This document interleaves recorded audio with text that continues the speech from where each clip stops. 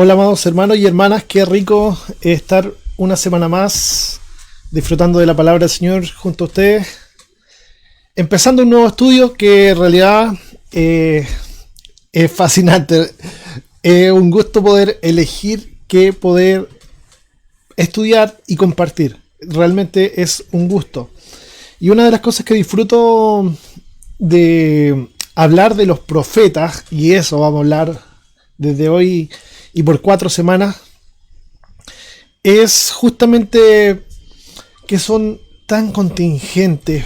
He estado estudiando acerca de este libro maravilloso de Miqueas, porque vamos a hablar de Dios, su justicia y su pueblo, y realmente me he sorprendido. Cada vez que lo estudio, digo, pero ¿cómo? Bueno, el asunto es que vamos a estar viendo este gran temazo y quiero invitarte a que puedas compartir si quieres, y si no quieres, está bien. Ahora, lo que podemos hacer también es comentar, porque creo que tener feedback es muy bueno. Yo no sé, por ejemplo, si ustedes están escuchando bien o no. Entonces, porfa, si tienen algún comentario, alguna consulta durante este tiempo, háganlo, no hay ningún problema. Y sé que este tiempo va a ser de bendición para todos y todas, porque realmente este libro se pasó. Se supone que las personas que enseñamos podemos compartir hasta un 10% de lo que hemos comprendido. Pero en esta ocasión creo que va a ser aún menos. De verdad que me entusiasmé con este estudio y he estado estudiando harto y hay tanto que compartir, tanto que compartir. Le decía a la Ceci que inclusive las láminas que tengo para hoy son bastantes y voy a ir rapidito. Pero creo que usted o tú vas a haber reflejado mucho de lo que es el siglo XXI. Y voy a hacer algunas preguntillas por ahí, así que espero poder tener feedback para que todos podamos compartir este tiempo. Bueno, vamos a empezar orando, pidiéndole al Señor que sea un tiempo de bendición. Creo que así va a ser. Y que juntos podamos no solamente compartir conocimientos, sino también un tiempo donde el Señor hable a nuestras vidas, un tiempo donde el Señor nos transforme, un tiempo también para poder compartir con otros, porque la palabra de Dios no pasa ni de moda ni nada por el estilo, sino que sigue tan contundente como cuando se escribió. Si Miqueas escribió alrededor del año 700 a.C., en el año 2000 después de Cristo, es decir, hace 2700 años que se escribió esto, sigue aún vigente. Así que oremos al Señor para que podamos absorber todo lo que hay para hoy. Gracias te damos, Señor, en este tiempo, porque tú eres tan maravilloso, que nos has dado el privilegio y la oportunidad de compartir tu palabra. Gracias, Señor, porque hoy podemos disfrutar una vez más de lo bueno que tú eres con cada uno de los que estamos conectados hoy. Te ruego, Señor, que este tiempo de estudio, aun cuando sea una introducción, sea un tiempo de bendición, un tiempo, Señor, donde podamos vernos también confrontados contigo y así ser transformados para que seamos como Jesucristo. Señor, como decía el profeta Miqueas, que también nosotros podamos decir hoy que somos llenos de tu Espíritu y que por lo tanto estamos dispuestos a ejecutar, a hacer y compartir tu palabra. Gracias, Señor, en el nombre de Jesús. Amén. Amén. Amén. Bueno, como saben, le puse a este estudio Dios, su justicia y su pueblo. Porque si tuviera que de alguna manera describir lo que hace Miqueas, o lo que Dios dice, mejor dicho, a través de su profeta, es justamente presentar el caso del pueblo de Dios. Este pueblo de Dios que parece tan lindo, pero que finalmente no cumple todo lo que Dios quiere de él. entonces Dios en este libro presenta un caso. Entonces Dios aquí no se presenta solamente como el juez, sino que también se presenta como el fiscal, el que presenta las evidencias y dice, ustedes se han portado muy, muy mal. Sin embargo, en esta justicia de Dios, Dios empieza a orar de ciertas formas que las vamos a ir descubriendo en el transcurso de este mes y vamos a ver que finalmente Dios es tan compasivo como justo. Y esta armonía también es una tensión entre la justicia de Dios y su gracia, su misericordia. Esta tensión es maravillosa porque finalmente uno se percibe a sí mismo como injusto, pero gracias a Dios porque Él es tan bueno que quiere compartir con nosotros siempre su misericordia. Esa misericordia que nos ha alcanzado, esa misericordia, esa gracia que está vigente para todos y todas. Gracias a Dios por eso. Y no solamente es para esta familia de amor, sino es que es para todo el mundo. Así que compartamos el amor de Dios, la gracia de Dios, pero también entendamos su justicia. Entonces comencemos este estudio de la palabra del Señor. Hermoso estudio del libro de Miqueas.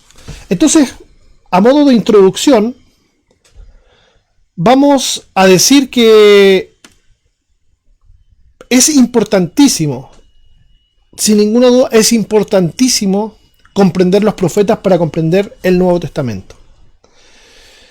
El Antiguo Testamento fue escrito para personas que no son iglesia, aunque sí lo eran, en el modo en que se entiende hoy. Sí eran pueblo de Dios, sin ninguna duda, pero eran de una nación que Dios había escogido, y era para ellos. Y uno se podría preguntar por qué es tan necesario comprender Antiguo Testamento si el Nuevo Testamento, es decir, la segunda parte de la Biblia, se escribió para la iglesia. ¿Por qué no partir de ahí? Bueno, finalmente porque allí está el fundamento. Allí están las bases. Si uno empieza a estudiar solamente el Nuevo Testamento, va a encontrar vacíos, porque se da por sentado, se da por hecho que las personas que están estudiando el Nuevo Testamento ya conocen algo del Antiguo Testamento, por lo menos lo básico. ¿Y cómo lo han puesto algunos estudiosos esto? ¿Por qué estudiar entonces estos libros proféticos? Hoy nos vamos a concentrar, y en este mes, como ya hemos dicho, en Miqueas. ¿Pero por qué estudiar libros proféticos? Entre ellos Miqueas. Hester, ¿cierto? Este prolífico escritor, en su introducción al Nuevo Testamento, dice: nadie está preparado para entender e interpretar el Nuevo Testamento, la vida y obra de Jesús, si no ha visto y entendido la naturaleza de la relación de Dios con el pueblo escogido en el Antiguo Pacto.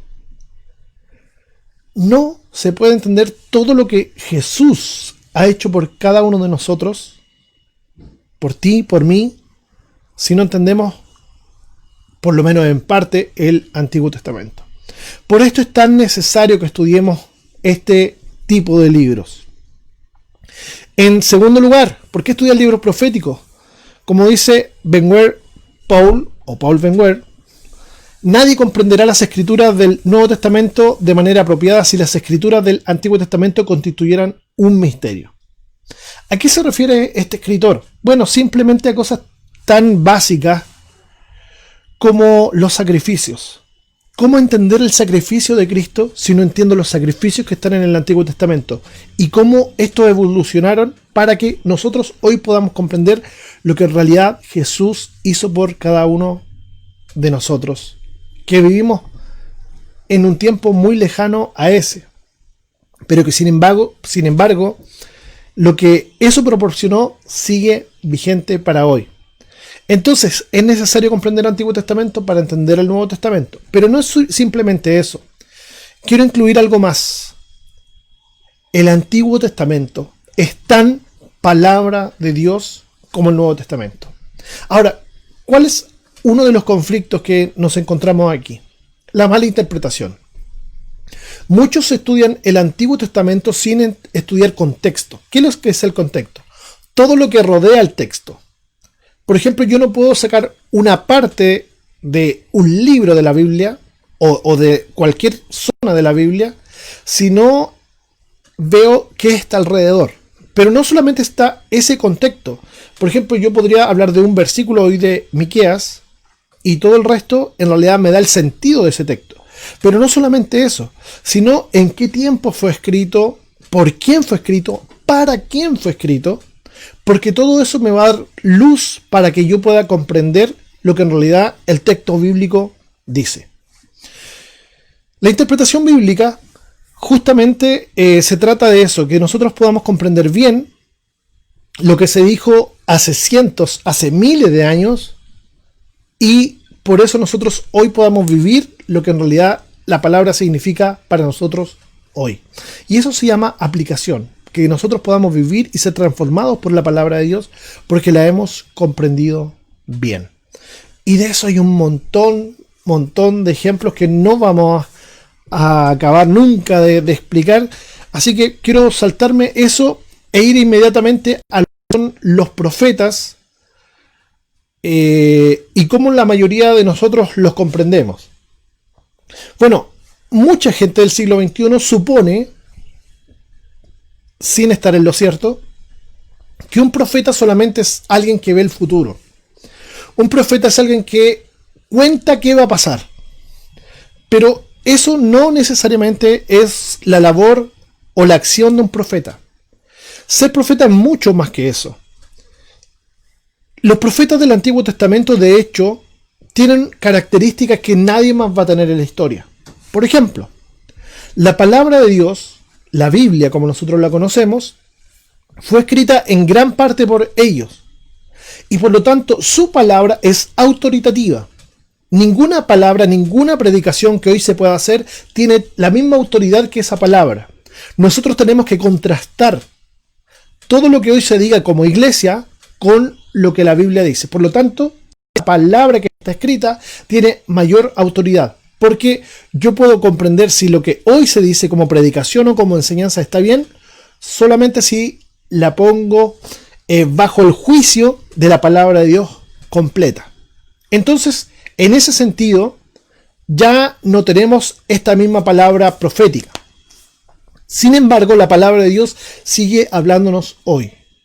Pero nadie tiene la misma autoridad que tuvieron en su momento los profetas. Porque tenemos la palabra profética más segura, la Biblia, a la cual hacemos bien en estar atentos, como una antorcha que alumbra en el lugar oscuro. Así que si usted necesita dirección, lea palabra de Dios, estudie palabra de Dios y hágalo seriamente.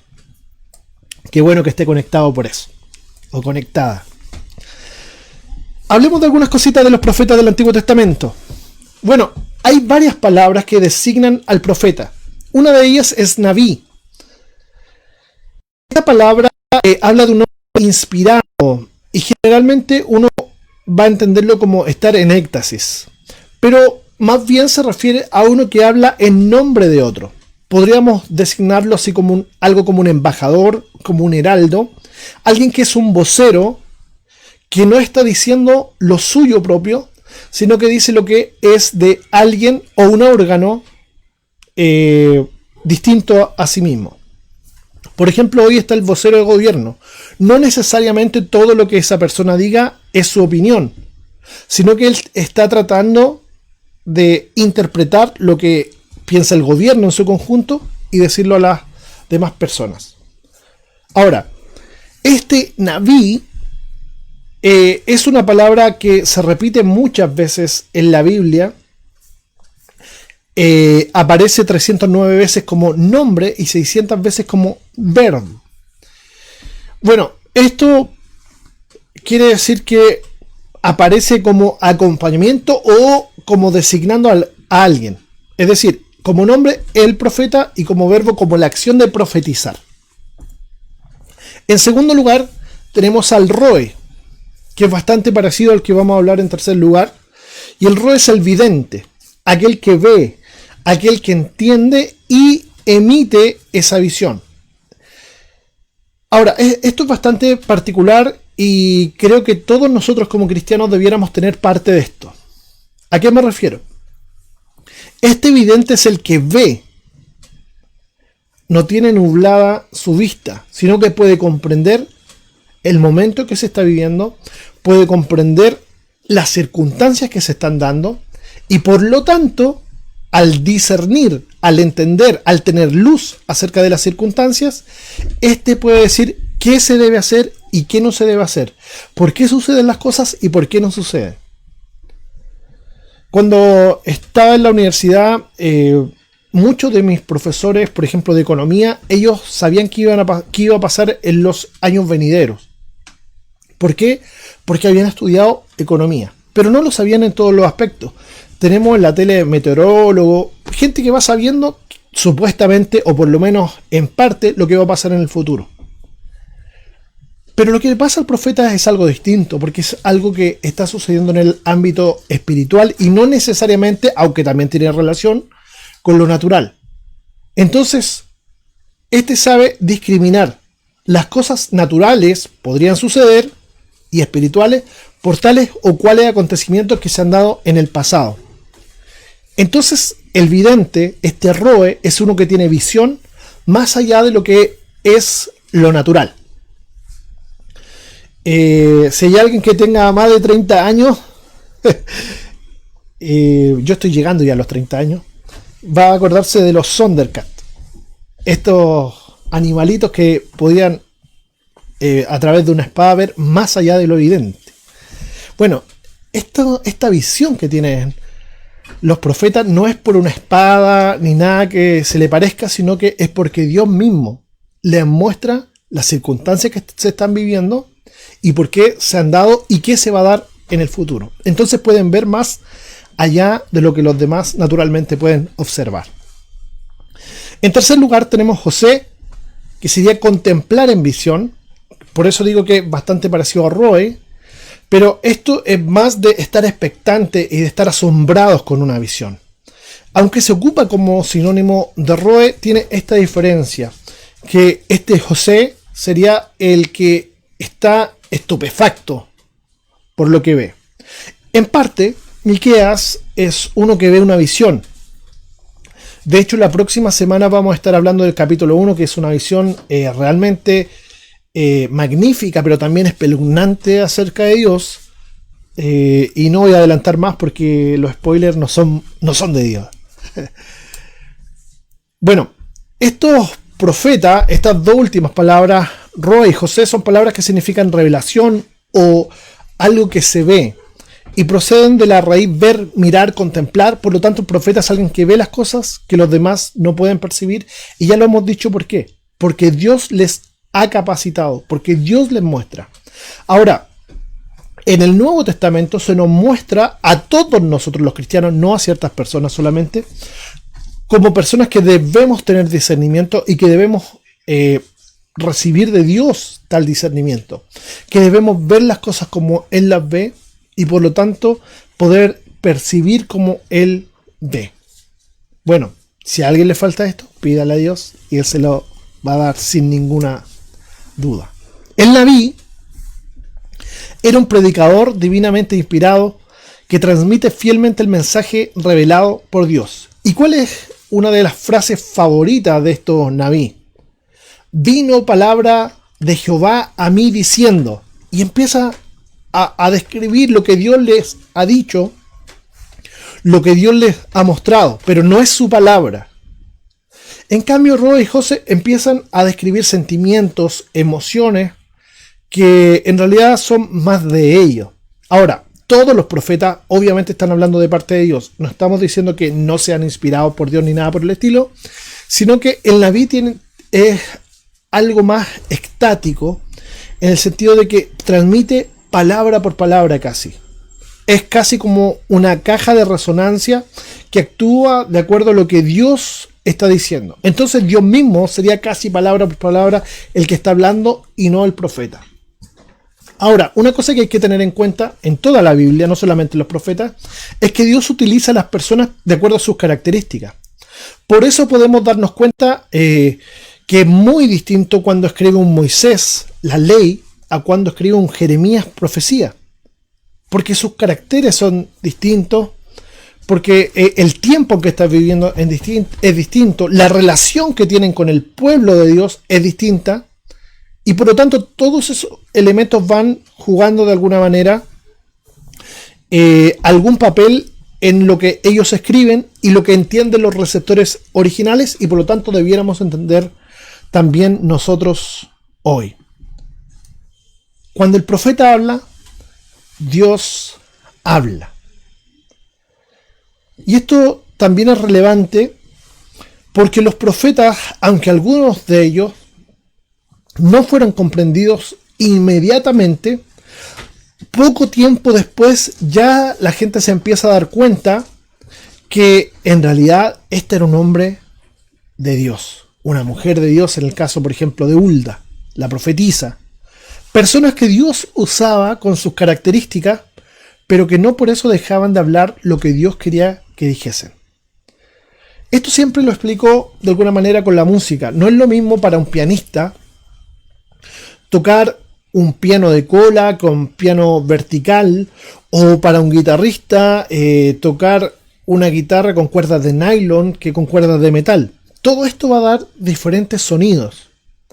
Bueno, en el caso, cuando Dios está hablando a través de alguien, las características propias del instrumento, ¿cierto?, que sería esta persona, el profeta, va también a sonar de una manera distinta. En este caso, Miqueas tiene varias particularidades. Una de ellas es que es un hombre de campo, un hombre de un estrato social bajo, y me gusta mucho su lenguaje porque es bastante descriptivo para hablar. Sabe mucho de lo que es el campo y sus descripciones son muy vívidas. De hecho, les dejo una tarea ya para la próxima semana, y es que puedan leer en lo posible capítulo 1 y 2 de este libro maravilloso del profeta Miqueas, para que podamos ir comprendiendo en lo posible todo lo que vamos a estar compartiendo. Otras designaciones para los profetas son hombre de Dios, varón santo de Dios y mi siervo. Estas designaciones tienen que ver con justamente como nosotros nombramos a Dios muchas veces, con el señorío de Dios. Por ejemplo, hombre de Dios habla de la pertenencia. Varón santo de Dios, esta palabra santo habla de que Dios lo ha apartado para un fin específico y por lo tanto le pertenece también a Dios. Y mi siervo, obviamente el esclavo de el Señor, quien es dueño de este siervo. Entonces, estas tres designaciones marcan también la vida de la persona. Cuando Dios ha escogido a alguien con un propósito específico para que le sirva a tiempo completo, diríamos, aunque todos nosotros como iglesia debemos servir a Dios todo el tiempo, estemos donde estemos y hagamos lo que hagamos, parece que hay personas que se dedican más exclusivamente al ámbito, en nuestro caso, litúrgico, religioso, pero toda nuestra vida como iglesia de Dios debe ser santa y debe ser en adoración y honra al que es nuestro dueño y nuestro Señor, a quien amamos, a quien servimos y a quien glorificamos con todo lo que somos. Bueno, respecto a la literatura profética, vamos a poder decir varias cositas. Una de ellas es que la profecía es cualquier tipo de palabra de Dios a través de medios humanos. ¿A qué me refiero con esto? Por ejemplo, cuando Isaías, que es un contemporáneo de Miqueas, cuando Amós, que es también un contemporáneo de Miqueas, cuando Oseas, que vivió un poquito antes que Miqueas, hablan, Dios mismo estaba hablando. Luego esa predicación, si lo queremos nombrar así, porque ellos hablaban primero su profecía, su mensaje, luego la llevaban a lo escrito y hacían una recopilación de mensajes, y a cada uno de estos mensajes se le llama oráculo, y en conjunto sería la profecía de tal o cual profeta. Entonces, tanto cuando se hace de forma verbal como cuando se hace de forma escrita, es profecía, es decir, palabra de Dios. ¿Cuál es el propósito de la profecía? Como ya lo hemos dicho, no es solamente decir esto va a pasar en un año más, en 2, en 10, en 20, 30 años más, en el futuro. No es solamente eso. ¿Por qué no es solamente eso? Porque hay al menos dos tipos de profecía, y una es la descriptiva, que mira hacia el pasado, y otra que es prescriptiva, que es la que la mayoría de las personas entienden como profecía, y es la que mira hacia el futuro. Está prescribiendo, es decir, escribiendo antes de que sucedan las cosas. Pero también es profecía, ya lo hemos dicho, lo que mira el pasado y el presente también podría ser profecía. Cada vez que Dios habla, no importa el medio con el cual se haga, si es escrito o es verbal, es profecía. Entonces, ¿cuál es el propósito de la profecía? Es mostrarnos justamente lo que hoy debemos hacer. ¿Y en qué forma se lleva a cabo esto? En la gran mayoría de los casos, en el caso de Miqueas es exactamente así, es mostrar primero el pasado y decir, en el pasado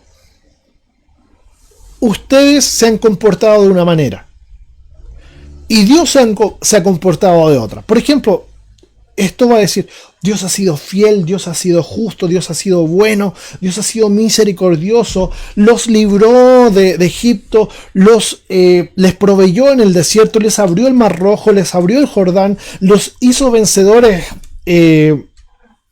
ante otros pueblos. Dios ha sido tan bueno, Dios ha sido tan misericordioso. Sin embargo, ustedes no han sido tan así. Ustedes han sido infieles, han sido injustos, han sido rebeldes, han sido idólatras, traidores. En muchas ocasiones dice. Entonces, recién tiene sentido el futuro. Cuando ya hemos hablado del pasado, cómo se ha comportado Dios y el pueblo, recién tiene sentido el futuro. Y en muchas ocasiones, el futuro finalmente es negativo. Y cuando es positivo, no es porque el pueblo de Dios sea tan lindo y tan bueno. No necesariamente es así. Vamos a hablar un poquito de eso hoy también. Pero generalmente el futuro es prácticamente de destrucción, de un gran castigo a quienes. Fíjese que no a cualquier tipo de pecador, sino a los que parecen o pretenden ser religiosos, pero que en realidad en su corazón no están viviendo lo que quieren aparentar. No sé si conoces a alguien por ahí. Mucha gente dice, yo conozco un canuto. Y el asunto es que justamente es que Dios ve el corazón. Malaquías capítulo 3, me encanta ese pasaje y me ha venido hablando hace ya ratito. De hecho lo prediqué en alguna ocasión en la iglesia. Dice que esta gente quería engañarlo, estos sacerdotes querían engañar a Dios. Y Dios decía, nosotros no, somos tan bonitos, cumplimos con esto y aquello. Pero Dios les dice, su corazón está lejos de mí.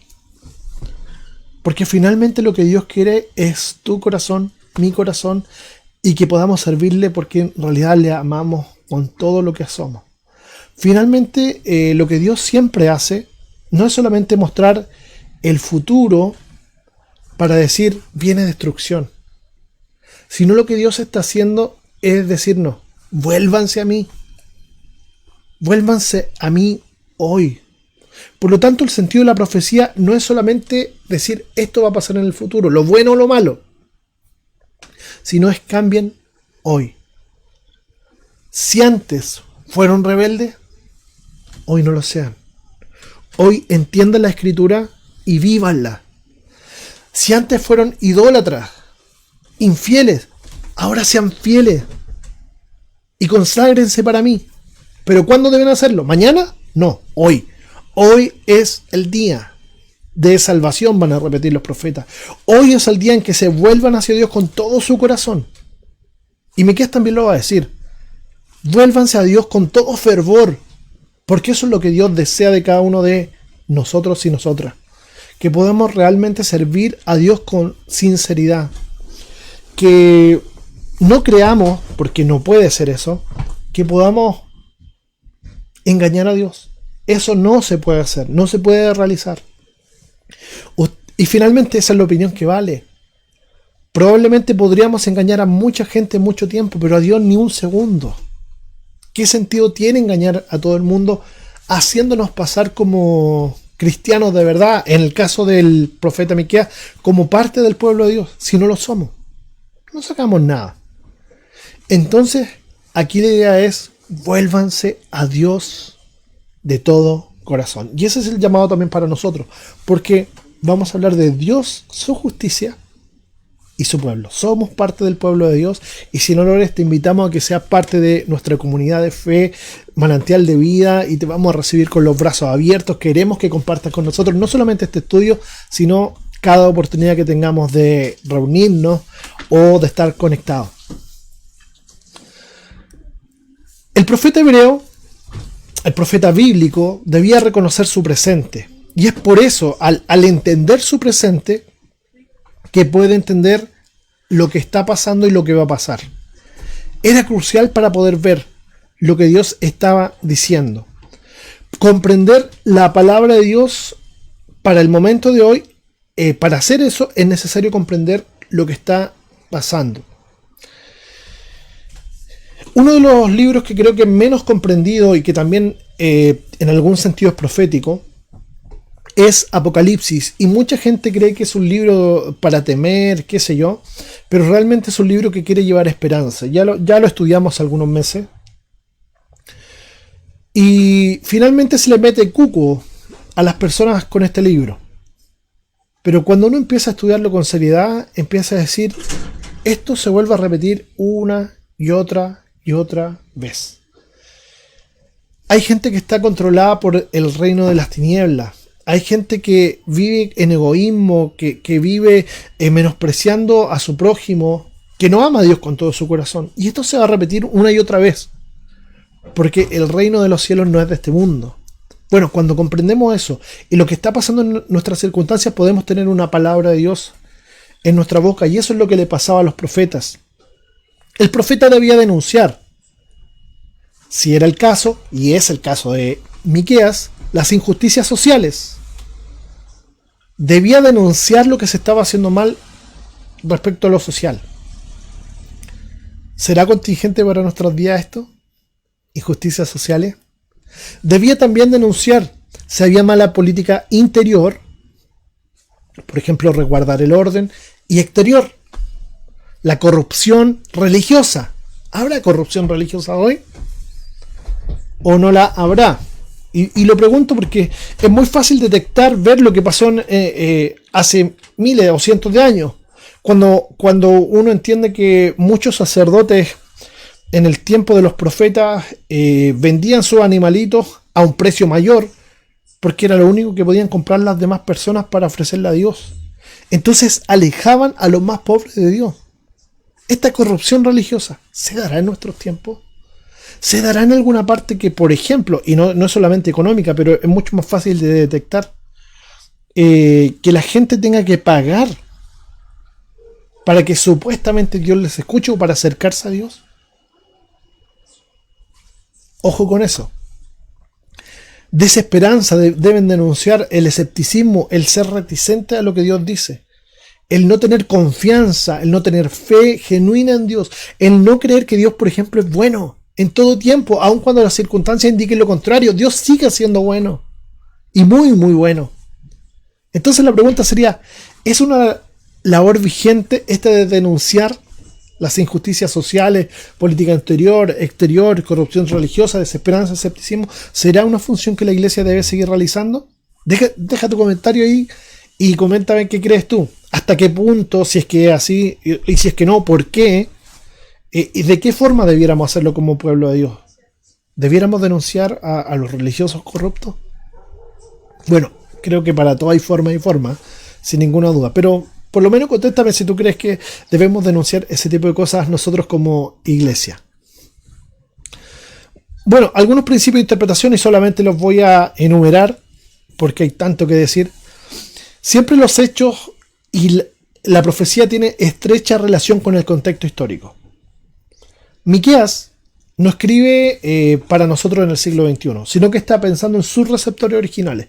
Está pensando en judíos del siglo 8 antes de Cristo, es decir, alrededor del 700 antes de Cristo, y por lo tanto nosotros debemos tratar de comprender cómo ellos entendieron el texto. Entonces el intérprete bíblico debe tomar la profecía que se relaciona con el futuro desde la perspectiva del profeta y con el contexto histórico de los receptores originales. Segundo, en literatura recopilatoria, ya lo hemos descrito esto, lo vuelvo a repetir, primero los profetas hablaban su profecía o los oráculos, cada uno de sus mensajes, y después los compilaban, y este era el ministerio completo del profeta. Entonces vamos a ver que hay varios oráculos en Miqueas, varios mensajes, pero que tienen un sentido completo también. Tercero, proyección profética, también llamada perspectiva profética o visión telescópica. A veces los acontecimientos que ellos relatan como seguidos no necesariamente suceden en el orden que ellos lo describen, porque puede suceder uno ahora y luego otro varios años después. Eso no es lo importante. Lo importante es saber que todo lo que Dios dice se cumple fielmente. Y así lo hemos vivido desde toda la historia y comprendemos que, por ejemplo, las profecías respecto del Mesías se han cumplido todas en Jesucristo. Cuarto, las palabras del profeta se deben tomar en un sentido literal, a no ser que sea escrito en lenguaje simbólico, que muchas veces sí sucede, porque gran parte del Antiguo Testamento está escrito en forma poética. Entonces no se debe entender literalmente si es lenguaje simbólico, pero si no es lenguaje simbólico, se debe comprender en lo posible literalmente. Entonces esos son principios de interpretación que vamos a tratar de ir compartiendo durante estas 3 semanas que nos van a quedar, porque ya estamos teniendo la primera y van a ser 4 clases. Hablemos del autor, del profeta Miqueas. Algo muy breve. El nombre Miqueas tiene relación con el texto y tiene relación con el mensaje del profeta. Varios eruditos dicen que este significado, ¿quién como Jehová? O ¿quién se compara al Señor? ¿Quién se compara a Jehová? Es un nombre ficticio. ¿Por qué? Porque sería como comienza o como comenzaba al decir verbalmente su mensaje el profeta Miqueas. De hecho, hay algunos rabinos que así lo postulan, que Miqueas se paraba en algún lugar a decir su profecía, su mensaje, y empezaba a decir, ¿quién se compara a Dios? Y empezaba a hablar de su misericordia, de su gracia, de su justicia, y decía el mensaje. Entonces la gente lo iba empezando a relacionar con esta frase, ¿quién como Jehová? No sé si ustedes recuerdan, supongo que la gran mayoría sí, que hace algunos años falleció este predicador del centro que él decía gloria al pulento, refiriéndose a Dios. Y todo el mundo que iba al centro lo relacionaba a él con esta frase. Bueno, probablemente algo así haya sucedido con el profeta Miqueas, y lo que él quería dar a entender que no hay otro Dios a quien se le deba adoración. ¿Y por qué sería esto? Porque simplemente uno de los pecados más importantes que se da en el tiempo de Miqueas, y parece que en toda la historia de Israel, es la idolatría. Entonces, lo que está diciendo finalmente, ¿cómo van a adorar a otro Dios si ninguno de ellos se compara a nuestro Dios? Él nos sacó de Egipto, Él nos libró, Él ha hecho grandes maravillas por nosotros. ¿Quién se le compara? ¿Qué otro Dios ha hecho eso? Ninguno. Entonces, ¿quién como Jehová? Significa el nombre Miqueas y tiene relación con su mensaje. Este profeta era oriundo de Moreset. No era la gran ciudad de Jerusalén, no era un capitalino, sino, como ya lo hemos dicho, era un pueblerino, alguien de una zona rural. Veámoslo ahí en el mapa. Voy a usar ahí un puntero para que ustedes vean. Si esta parte de arriba, no tengo idea si es naranjo o amarillo, así que ustedes díganme ahí, no tengo idea y me da lo mismo. Esta parte de arriba sería en en todo la parte donde estaba el pueblo de Dios, sería lo que se llamaría el reino del norte o de Israel, y esta parte de abajo sería el reino del sur o Judá. Bueno, en esta parte de abajo de Judá es donde se encontraba, en la parte más norte de la parte del sur, se encontraba Jerusalén. Ahí justamente donde puse el láser o el puntito que ustedes ven ahí. Y hacia el suroeste estaría cerca de la frontera con lo que en algún momento fue el territorio filisteo. Por aquí, cerca de Gat, se encontraría Moreset, donde vivió, creció y gran parte de su ministerio lo tuvo el profeta Miqueas. Entonces, ahora voy a acercar un poquito más a esta parte para que puedan ver un poquito más. Entonces, Jerusalén se encuentra relativamente cerca del Mar Muerto, ¿cierto? En el norte, en la frontera con el reino del norte, pero Jerusalén se encuentra en el reino del sur. Y acá cerca de Gat, probablemente por acá, se encontraría Moreset, donde vivió Miqueas. Ahora, veámoslo un poquito más detenido. Estos profetas que están ahí en pantalla son los que estuvieron cerca del tiempo de Miqueas.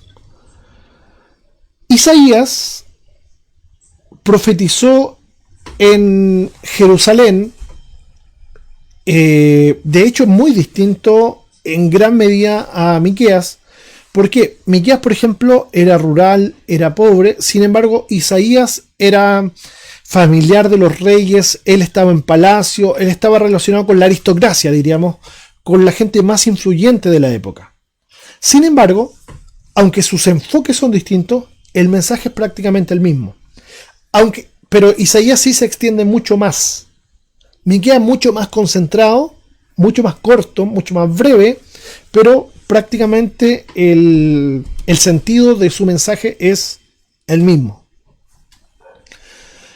Isaías tiene su profecía entre el 740 y el 680 a.C., tiene un ministerio bastante largo, de alrededor de 60 años, y Miqueas, algunos dicen que fue el discípulo de Isaías, tiene un ministerio relativamente más corto, no mucho, probablemente 10 años, 5 años más corto, y en vez de empezar en el 740, empieza en el 735, un poquito después, 5 años después, y se extiende hasta el año 700. En realidad ahí hay algunas discrepancias, pero alrededor del año 700 a.C. Entonces, todo el tiempo que profetiza Miqueas, Isaías también está ejerciendo su ministerio, pero en diferentes lugares y escrito de una forma también muy distinta. Miqueas más aguasado, más brutito para decir las cosas, es más rural, pero Isaías tiene un lenguaje mucho más depurado. Se ha llegado a decir que es una de las obras artísticas más profundas, y yo comparto eso, porque él estaba en otro lugar y tiene otro tipo de educación. Bueno, otros profetas que estuvieron también en el tiempo de Miqueas son Oseas, y ahí no está mal escrito, sino que está en otro idioma, por eso sale así. Oseas, que profetiza el reino del norte, y su mensaje era acerca de la inmoralidad y de la idolatría. Y Amós, que era un lugar, vivió en un lugar llamado Tecoa, que está también al sur de Jerusalén y hacia el este de Moreset. Entonces vemos que estos lugares son relativamente concentrados hacia la parte de medio del pueblo de Dios, y probablemente todo el pueblo de Dios, o gran parte por lo menos, haya tenido acceso a todos estos profetas. Por lo tanto, fue un tiempo muy prolífico respecto a la profecía. Sin embargo, es un tiempo también muy difícil para los profetas, porque la gente no quiere escuchar. Y una de las cosas que Miqueas dice muy seguido es: oigan, pongan atención, Dios tiene que decirles algo. Dios les está hablando. Y ustedes no quieren escuchar. Entonces por eso repite esta frase, porque la gente no quiere escuchar. Este Miqueas, al ser de una zona rural y ser relativamente pobre, es un férreo defensor de la población rural, de los pobres, y se pone frente a la élite a cantarle las claras, a decirle las cosas tal cual son. Entonces a lo que se dedica Miqueas es a denunciar a los explotadores, a denunciar a una clase religiosa que está usufructuando de los más pobres, y esto lo pone en imágenes verbales. Esto lo pone en momentos de tensión muy fuerte en su escrito. Pero algo también que tiene muy bueno respecto a esto, Miqueas, es que no solamente le dice a la clase de la élite las cosas claras, sino que también a los pobres. Y lo que les dice es: tengan esperanza, Dios sigue siendo bueno, Dios sigue siendo consuelo, Dios sigue siendo justicia para los que sufren. Y creo que por eso también es un mensaje tan contingente para nosotros hoy.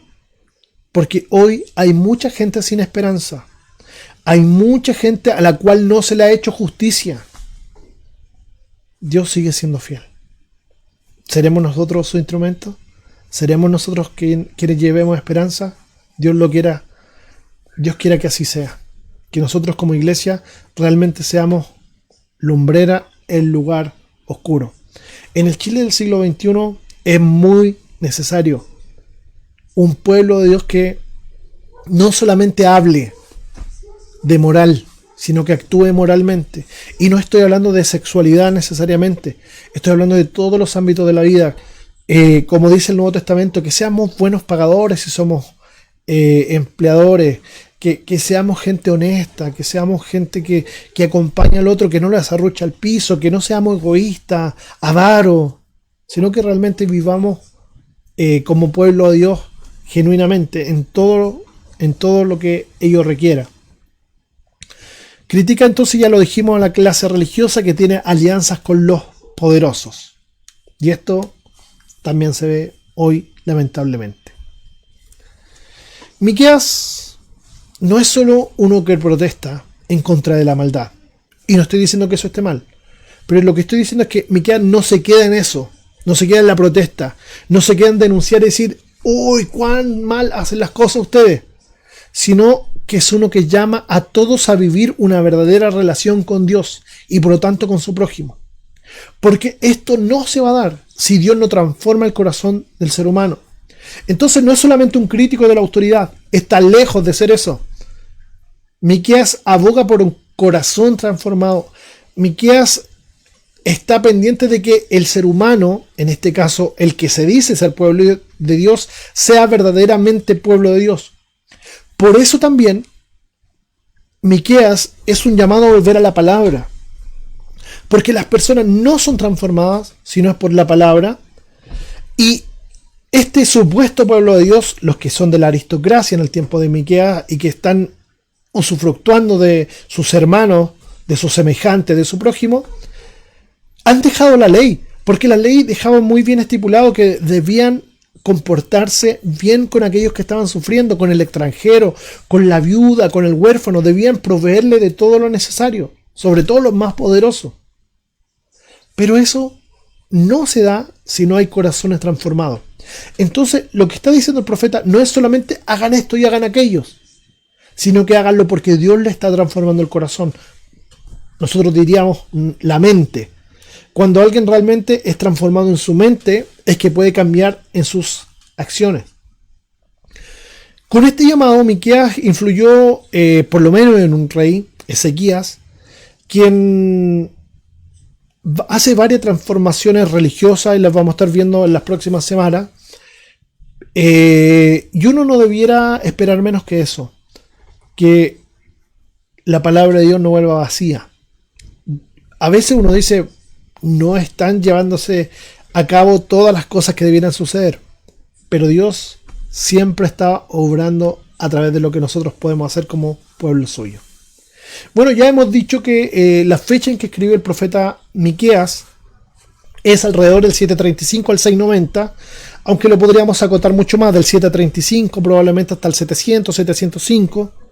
Un ministerio ni largo ni corto comparando con otros profetas.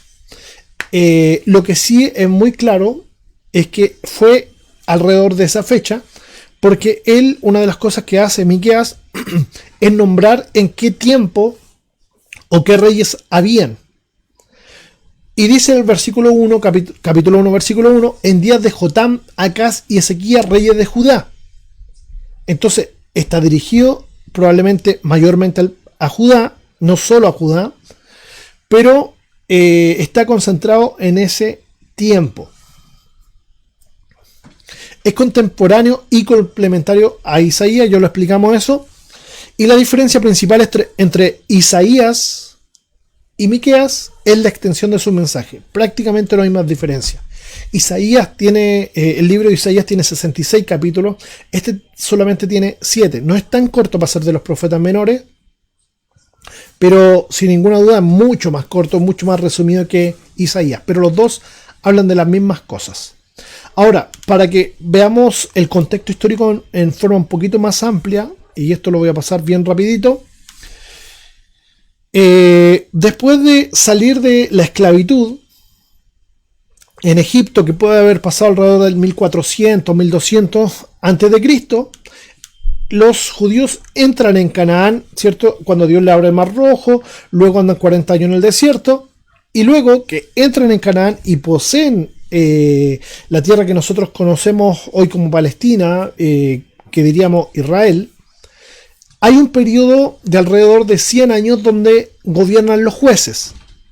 Luego el profeta Samuel nombra a los dos primeros reyes, que serían Saúl y David. Y luego viene un tercer rey, que es Salomón, el hijo de David. Estos tres primeros reyes gobiernan 40 años o alrededor de esto. Pero lamentablemente después de la muerte de Salomón sucede lo que se le llama la división del reino. Y se transforma en reino del norte y en reino del sur, como ya lo dijimos. ¿Por qué sucede esto? Bueno, por varias malas decisiones que tomó el hijo de Salomón, Roboam, entre ellas cobrar mucho impuesto a las personas. Y eso generó que Jeroboam se quedara con el reino del norte y Roboam, el hijo de Salomón, con el reino del sur, y ahí hubo dinastías que persistieron en esto. Bueno, luego de alrededor de 200 años, Asiria, siendo un imperio ya para estas alturas, toma el reino del norte, ¿cierto? Asiria, ¿cierto? Comprende todo este lugar, pero esencialmente, como imperio, pero esencialmente ejerce su poder desde aquí, y Jerusalén está acá, el reino del norte acá. No sé si se está viendo en pantalla ahí, ahora sí. Entonces, Israel, el reino del norte por aquí, Jerusalén o Judá, el reino del sur por acá. Entonces los asirios primero atacaron acá y se llevan a los del reino del norte exiliados, expatriados, como esclavos, y nunca más vuelven. Y al querer hacer esto con el reino del sur, no les resultó. No vamos a entrar en detalle, pero también obró la mano poderosa de Dios ahí haciendo milagros para preservar el linaje de David como rey, para que de ahí viniera el Mesías. Entonces, luego de eso, de la caída de Samaria, ¿cierto? Que sería el reino del norte, y de Galilea, luego de eso se dan las deportaciones de Babilonia. Ahora, lamentablemente no sé por qué se me corre aquí la fecha, pero bueno, yo me la sé de memoria. En el 722 ocurre la caída de Samaria. 722, caída de Samaria. ¿Ya? Alrededor de este tiempo es cuando profetiza Miqueas. Miqueas profetiza entonces alrededor de este año cuando Israel, el reino del norte, es llevado cautivo. Pero también le está profetizando al reino del sur. Y le está diciendo, a ustedes les va a pasar lo mismo. Y sucede, sí, pero no a manos de los asirios, sino de los babilonios. Y eso sucede en 3 deportaciones, o exilio, como se le quiera llamar, en el 605, 597 y 586, donde cae Jerusalén y es derribado el templo. Esto lo vamos a pasar de largo. Esto sería el imperio neobabilónico, perdón. Y esto es donde, por este lugar más o menos, donde se llevaron cautivos a muchos judíos hacia el año 605, 597 y 586. Luego viene un periodo donde viene el imperio persa y ellos pueden luego volver a Israel y así termina la historia del Antiguo Testamento. Entonces, haciendo un resumen, alrededor del año 700 es cuando profetiza Miqueas, y lo que está sucediendo en el mundo es que Asiria tiene el poder. Asiria tiene el poder no solamente político, sino militar, y eran muy sanguinarios, muy sanguinarios, y Dios libra a Judá, el reino del sur, de una manera milagrosa, pero ellos aún así no se arrepienten. El contexto lo nombramos solamente, ya lo hemos comentado de alguna forma: corrupción religiosa y moral, desarrollo económico inequitativo. Esto quiere decir, había un PIB muy alto, hay lucas, pero solamente para algunos. Alianzas políticas, es decir, tratados comerciales. Materialismo e individualismo, eso es el mensaje de Miqueas. Inestabilidad política mundial e interna. Me voy a devolver ahí un poquito para decir algo. No sé si a usted le pasa, lea por favor esto, o lo vuelvo yo a leer: corrupción religiosa y moral, desarrollo económico inequitativo, alianzas políticas, tratados comerciales, materialismo e individualismo, inestabilidad política mundial e interna. No sé si a usted se le ocurre algún lugar donde pueda estar pasando eso en el mundo. No sé si a usted se le ocurre algún lugar donde el dinero sea solamente para algunos, privilegiados, los que tienen menos sean tratados en condiciones infrahumanas, se olvida la ley o es garantizada solamente para algunos, inestabilidad política. En el caso de Miqueas era porque Asiria estaba gobernando y Judá pasa a ser vasallo, es decir, ellos pagaban tributo para, también en algún momento en el tiempo de Ezequías, para que no se los llevara cautivo. Entonces, no sé si se le ocurre algún lugar, a mí sí, sin ninguna duda. Tema de Miqueas, del libro de Miqueas: juicio de un Dios fiel contra la infidelidad. Ya que Dios ha sido fiel, ustedes no debieran haber sido infieles, el pueblo de Dios. Fíjense que este juicio no es contra la nación extranjera, o por lo menos gran parte no lo es, porque sí nombra algunas naciones extranjeras. Este juicio es más bien para el pueblo de Dios, o el pueblo nominal, los que llevan por nombre pueblo de Dios, pero que no lo son realmente. Y la palabra clave es oye, escucha, pon atención, porque no es un oye solamente, sino es pon atención. ¿Para qué? Para obedecer. Leo capítulo 1, versículo 2. Solamente al principio dice: oíd, pueblos todos. Leo capítulo 3, versículo 1. Dije: oíd ahora, príncipes de Jacob. A decir a la aristocracia, ¿cierto? Y también leamos capítulo 6, versículo 1. Oíd ahora lo que dice Jehová. Entonces, estas palabras son las que se repiten una y otra vez. Ahora, no es la única palabra que se repite. Hay varias palabras que se repiten muchas veces. Por ejemplo, compasión, misericordia, humillarte ante Dios, el remanente. ¿Y qué es lo que es el remanente? Estas personas que son fieles a Dios y que esperan en Él, y que en gran medida según la descripción de Miqueas, muchos de ellos eran pobres, de zonas rurales, pero no es exclusivamente eso. No estamos haciendo una apología sobre la pobreza o que hay que ser pobre, no. No es que Dios escoja a los pobres, sino que muchas veces se espera más de Dios cuando se están en circunstancias difíciles. Pero, vuelvo a decirlo, no es que se está haciendo una apología de la pobreza, sino que siempre el ser humano debiera volverse a Dios y por lo tanto tener buena relación con Él, primero, y también con sus semejantes. Por último, quiero mostrarles 2 bosquejos que preparé acerca de este libro. Uno lo preparé, este primero, lo preparé hace 1000 años. Me parece que lo preparé como ahí por el año 2006 o 2007. Creo que es relativamente fácil de aprender. Entonces habrían 5 mensajes.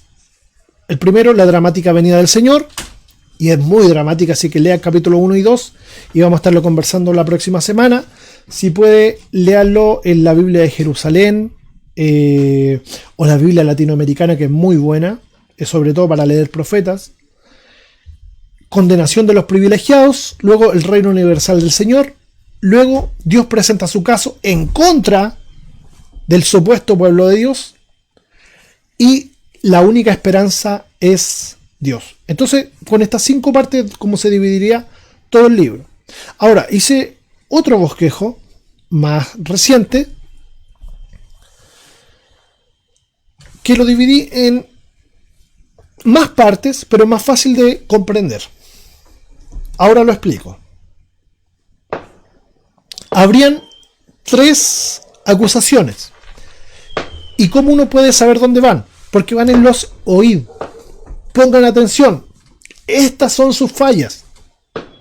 Primera acusación, un pueblo rebelde. Un pueblo que, pudiendo haber escuchado, no escucha. Pudiendo haber entendido lo que Dios quiere, no lo hicieron. Un pueblo rebelde. Luego, justicia injusta. ¿Por qué lo puse así? Porque está hablando en contra de los jueces corruptos. Jueces que no quieren dar como ganador en los casos a los pobres, sino que siempre le dan al favor a los más ricos. ¿Por qué? Porque están comprados, cohechos. Jueces corruptos, injusticia. Capítulo 3. Y luego una tercera acusación, y es economía corrupta. Aquí hay colusiones, y no estoy chistando, hay colusiones. Por lo tanto, no sé, de verdad yo lo digo, a mí me parece estar viendo y escuchando cosas respecto a lo que estamos viviendo nosotros como siglo XXI en Chile. Entonces estarían estas 3 acusaciones y tendríamos 5 mensajes de consuelo. No quise ponerle mensajes para que no fuera tan largo. Entonces, primer consuelo, Dios será el pastor.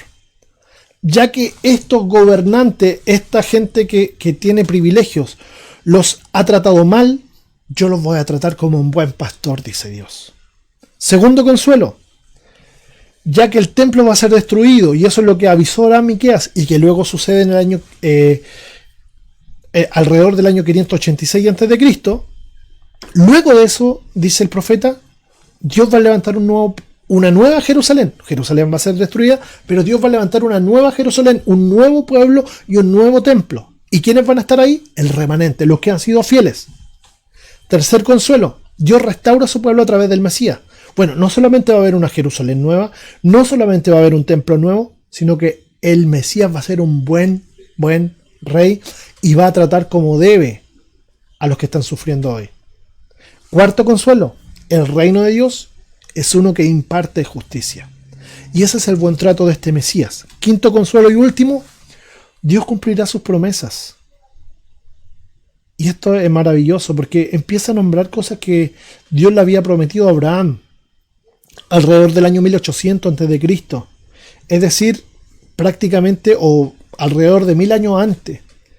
Y Dios les vuelve a decir a este pueblo, no crean que eso ya se pasó y que a Dios se lo olvidó. No, de ninguna manera. Dios va a cumplir lo que ha dicho porque Dios es fiel, Dios es verdadero. Tengan esperanza. Entonces, volviendo un poquito para atrás en este bosquejo, para que se comprenda, y por eso lo puse en colores distintos, hay dos acusaciones primeras, la 1 y el que está en número 3, pero segunda acusación, que son seguidas por consuelo. Entonces le habla a una parte del pueblo, a los que han sido opresores, ese es el pueblo rebelde, y luego le habla al pueblo que ha sido oprimido. Nuevamente hace lo mismo, y luego vienen dos consuelos más. ¿Y por qué pasará eso? Probablemente se ha escrito en una forma judía que se llama quiasmo, donde lo que se concentra está al medio. Y finalmente de lo que se está hablando aquí es del reino del Mesías, del reino de Cristo. Por lo tanto, esta palabra también es para nosotros, porque nosotros vivimos en el reino de Cristo hoy. Me quedaron un montón de láminas más, pero dejémoslas hasta aquí y disfrutemos de lo que Dios tiene preparado para cada uno de nosotros y nosotras.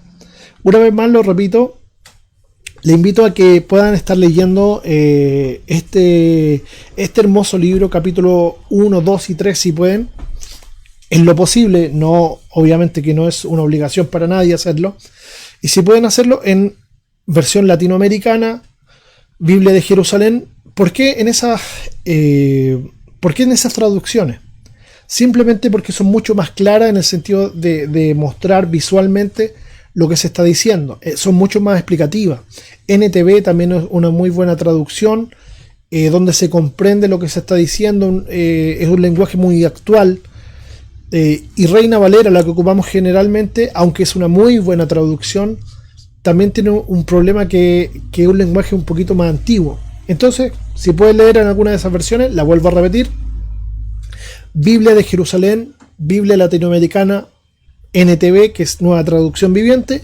Esas tres traducciones, cualquiera de ellas. Y si no puede, lea cualquiera, igual le va a servir y realmente le va a bendecir. El Elías dice que está seco, no sé si tiene sed o qué. No, gracias, Elías. En muchos países pasa eso, dice el hermano Máximo, y es una realidad. El mundo sin Cristo es un mundo que se pierde, es un mundo que va a estar en constante violencia. Hay tanto que decir de esto, de verdad. Lo vamos a reservar para la próxima semana. Y vamos a orar para que Dios transforme nuestras vidas, nuestros corazones, a través del estudio de este maravilloso libro. Y de verdad que quiero orar con ustedes para que seamos ese remanente fiel. Que a pesar de las circunstancias, no estoy hablando solamente de pobreza, por favor no me entienda eso. Independiente de las circunstancias que podamos estar pasando, sean buenas o malas, pueden ser las buenas también, seamos fieles a Dios.